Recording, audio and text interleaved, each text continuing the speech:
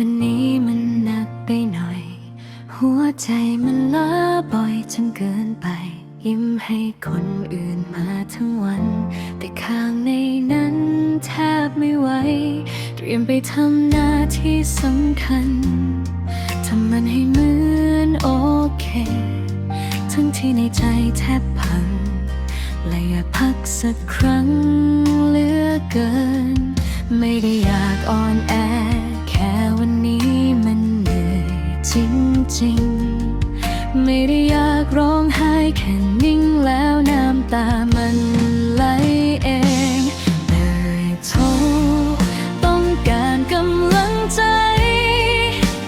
ไม่ต้องมากมายแค่ใครสักคนเข้าใจ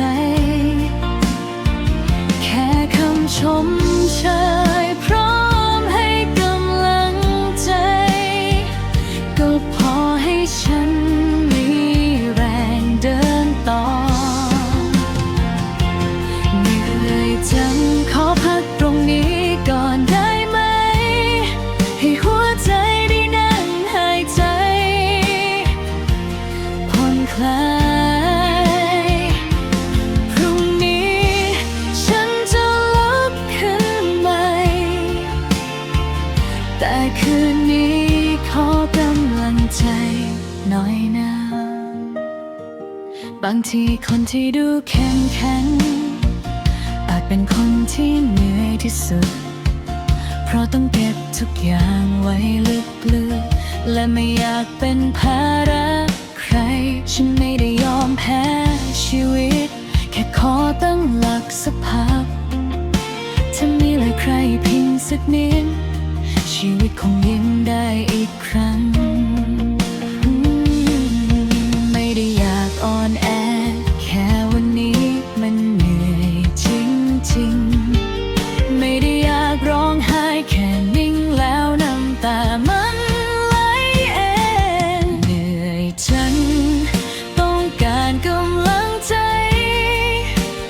ไม่ต้องมากมายแค่ใครสักคนเข้าใจแค่คำชมเชยพร้อมให้กำลังใจก็พอให้ฉันมีแรงเดินต่อเหนื่อยจังขอพักตรงนี้ก่อนได้ไหมให้หัวใจได้นั่งหายใจผ่อนคลายพรุ่งนี้ฉันจะลุกขึ้นใหม่แต่คืนนี้ขอกำลังใจหน่อยนะ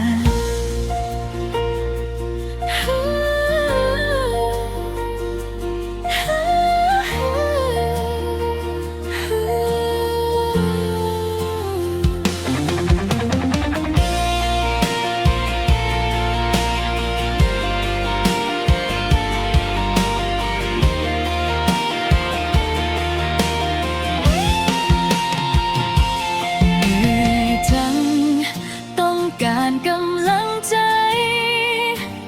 ไม่ต้องมากมายแค่ใครสักคนเข้าใจแค่คำชมเชยพร้อมให้กำลังใจก็พอให้ฉันมีแรงเดินต่อเหนื่อยจังขอพักตรงนี้ก่อนได้ไหมให้หัวใจได้ดังหายใจ